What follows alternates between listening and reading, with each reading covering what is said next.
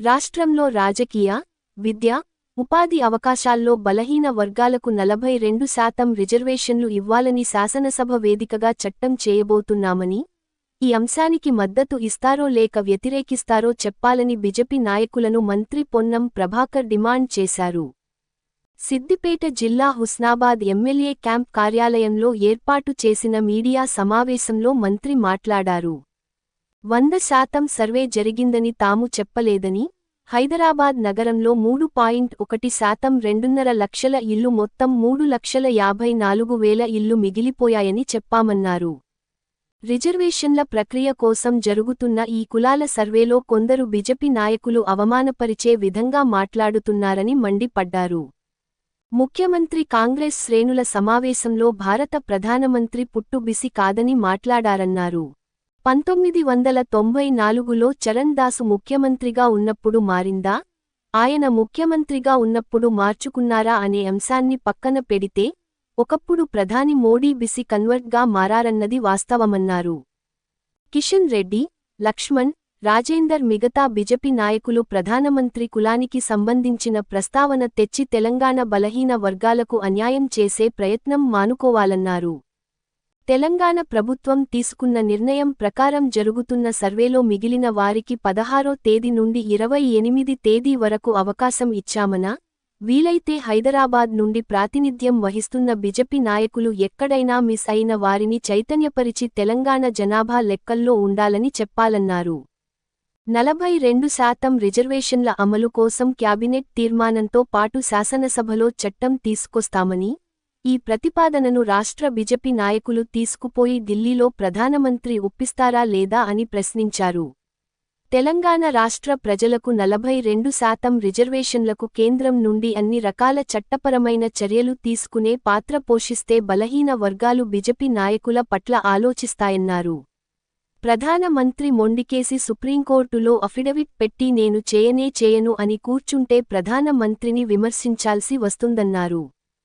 దేశంలో కాంగ్రెస్ అధికారంలోకి వస్తే దేశవ్యాప్తంగా, రాష్ట్రంలో అధికారంలోకి వస్తే ఆ రాష్ట్రాల్లో కుల సర్వే చేస్తామని చెప్పిన దానిలో భాగంగా తెలంగాణ ప్రభుత్వం పక్షాన 1,00,000 మంది ఉద్యోగులను నియమించి 150 ఇళ్లకొకరు చొప్పున కుల సర్వే జరిగింది. మేము మొత్తం 100% అయిందని చెప్పలే, 3.1%. అందులో హైదరాబాద్ లాంటి నగరంలో 2.5 లక్షల మంది ఇండ్లు, మొత్తం 3,54,000 ఇండ్లు మిగిలిపోయినాయని చెప్పడం జరిగింది. 1,12,00,000 మంది ఇండ్లకు జరిగింది, 1,15,00,000 ఇండ్లకు గాను అని చెప్పినాం కూడా. ఈ సర్వే జరిగిన సందర్భంలో అన్ని రాజకీయ పార్టీలు సర్వే జరగాలనే తీర్మానానికి అరాకొరం మద్దతు ఇచ్చి, సర్వే జరిగిన తర్వాత శాసనసభలో చర్చకు పెడితే కూడా అరాకొరం మద్దతు ఇచ్చి వాళ్ళ యొక్క బుద్ధిని చాటుకున్నారు. ఇలా జరుగుతున్న పరిణామంలో రిజర్వేషన్ల ప్రక్రియకు సంబంధించిన ఈ యొక్క సర్వే పరంగా కులాల సర్వేకు సంబంధించి అవమానపరిచే విధంగా మాట్లాడే సందర్భంలో గౌరవ ముఖ్యమంత్రి గారు నిన్న కూడా కాంగ్రెస్ పార్టీ శ్రేణుల ఉద్దేశంలో మాట్లాడింది, భారత ప్రధానమంత్రి గారు పుట్టు బీసీ కాదు. సరే, 1994లో చమల్దాస్ గారు ముఖ్యమంత్రి కాంగ్రెస్ ఉన్నప్పుడు మారిందా, ఆయన ముఖ్యమంత్రి అయిన తర్వాత మార్చుకున్న అంశం పక్కన పెడితే, ఎప్పుడో ఒకప్పుడు ఆయన బీసీ కన్వర్ట్గా మారినారు. కిషన్ రెడ్డి గారు అంటూ మిగతా కులాల గురించి మాట్లాడుతూ ఉన్నారు. సరే, దేశంలో కిషన్ రెడ్డి గారిని, లక్ష్మణ్ గారిని, రాజేందర్ గారిని, మిగతా భారతీయ జనతా పార్టీ నాయకులందరూ అడుగుతా ఉన్నాం, ఈ ప్రధానమంత్రి కులానికి సంబంధించిన ప్రస్తావన తెచ్చి తెలంగాణ బలహీన వర్గాల వారికి అన్యాయం చేసే ప్రయత్నం మానుకోండి. ఇలా 94లో అయినా, 2004లో ముఖ్యమంత్రి 2001 తర్వాత అయిందా, 5-6 ఏళ్ళ తేడా కావచ్చు. ఇలా ఒకటే మాట అడుగుతాను, తెలంగాణ రాష్ట్ర ప్రభుత్వం తీసుకున్న నిర్ణయం ప్రకారంగా జరిగిన సర్వేకు మిగిలిపోయిన వాళ్ళందరికీ కూడా 16వ తారీఖు నుంచి 29వ తారీఖు దాకా ఆప్షన్ ఇచ్చినాం. మీకు వీలైతే చేతనైతే హైదరాబాద్ నుంచి ప్రాతినిధ్యం వహిస్తున్నారు కాబట్టి ఎక్కడైనా ఎవరైనా మిస్ అయినటువంటి వాళ్ళందరినీ చైతన్యపరిచి తెలంగాణ జనాభా లెక్కలలో ఉండాలని చెప్పండి. జనాభా లెక్కలకు పేర్లు ఇయ్యక, సమాచారం ఇయ్యక, ప్రభుత్వం అడుగుతున్నటువంటి దానికి స్పందించక ఇలా ఏది పడితే అది మాట్లాడితే మంచిది కాదు. అదేవిధంగా ఇలా తెలంగాణ ప్రభుత్వం చేసినటువంటి సర్వేను చట్టబద్ధత చేయడానికి క్యాబినెట్లో పెట్టి తెలంగాణ జనాభా లెక్కలలో 56% బీసీలు వచ్చారు, వాళ్ళకు మేము 42% ఇస్తామని చెప్పిన దాని ప్రకారంగా క్యాబినెట్ తీర్మానం చేయబోతా ఉన్నాం. క్యాబినెట్ తీర్మానంతో పాటుగా శాసనసభలో చట్టాన్ని తీసుకొచ్చి ఇటు రాజకీయ, ఉపాధి, విద్య అవకాశాల లోపల బలహీన వర్గాలకు 42% ఇవ్వాలని చట్టం చేయబోతా ఉన్నాం. శాసనసభ వేదికగా మీ పార్టీ కూడా వస్తారు. ఈ అంశాన్ని మీరు మద్దతు వ్యతిరేకమని చెప్పండి అంతే. ఈ యొక్క ప్రతిపాదనని తీసుకొని పోయి ఢిల్లీలో ప్రధానమంత్రి గారిని ఒప్పిస్తారా, ఒప్పియరా?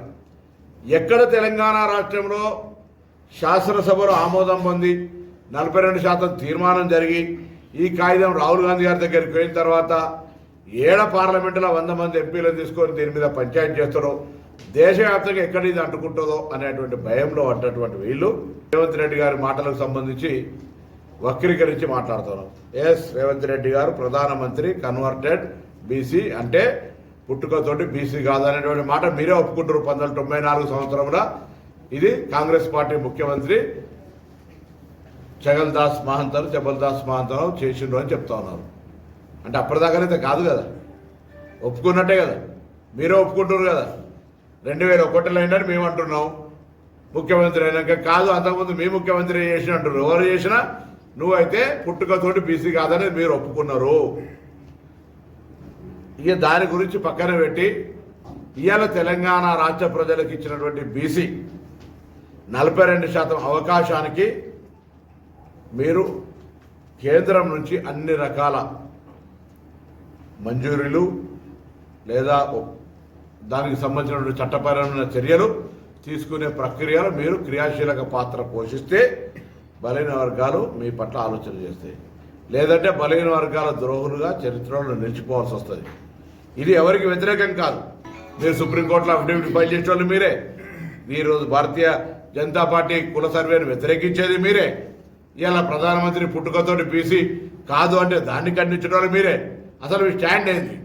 సర్వేను తప్పుల తడకంటారు, మతపరమైన అంశాలతో జోడించంటారు. ఎట్లా? ఏం కావాలి? మీరు చేయరే, చేసేటోడు నడిచేటోడు కాళ్ళలో అడ్డం పెడతారే. చేయరి.